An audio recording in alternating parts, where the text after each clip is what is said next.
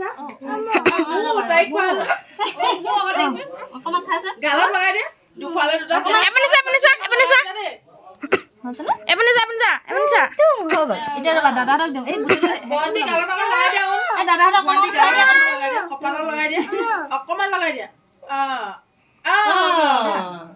খাই দে য'তে কাটিব কাটি দিব এতিয়া দাদাহঁতক অকমান অকমান খুৱাই দিয়া চবকে তাই এতিয়া খোৱা এই জাপি